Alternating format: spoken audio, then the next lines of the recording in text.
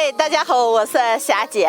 每年到了秋天，也就是我们最高兴的时候，看着自己地里种的庄稼了、蔬菜了，这些都成熟了，我们每天都沉浸在丰收的喜悦中。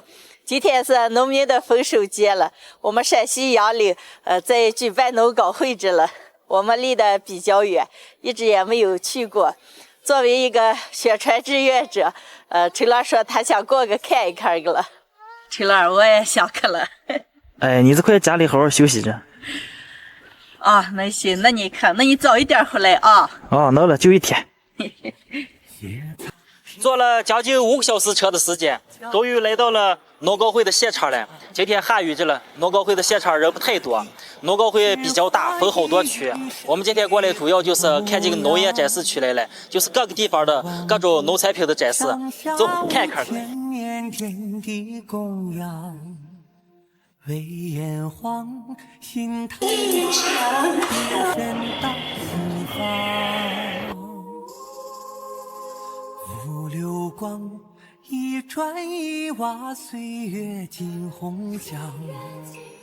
叹枯荣，一花一木，悲喜尽沧桑。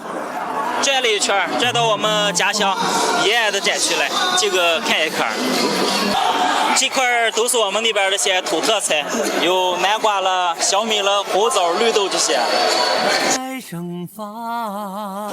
我们延安这边非常有名的红富士苹果。在东方，七大道满霞光。我何其心神与你怀，盛一杯须流淌，男童当复共。咱们榆林的非遗传承人李盖清阿姨现场教我剪纸了，手有点太笨了，不太会教，不会折。哎，我发现我第一次剪还行啊。展区里各个地方的农产品实在是太多了，转了一下午还没看完，再转一会儿，好东西特别的多。月尽红墙，叹枯荣，一花一木，悲喜尽沧桑。横八荒，现在来到的这个展区都是国外的一些产品，现在看一看有没有适合小孩吃的。展锋芒，道路在盛放。第一次来农高会，看到了好多地方属于他们自己当地的一些特色产品，都非常的不错。关于那些技术性的那些展区就不看看了，现在回家。朋友们，这个视频是我们参加农高会精彩青农的宣传视频。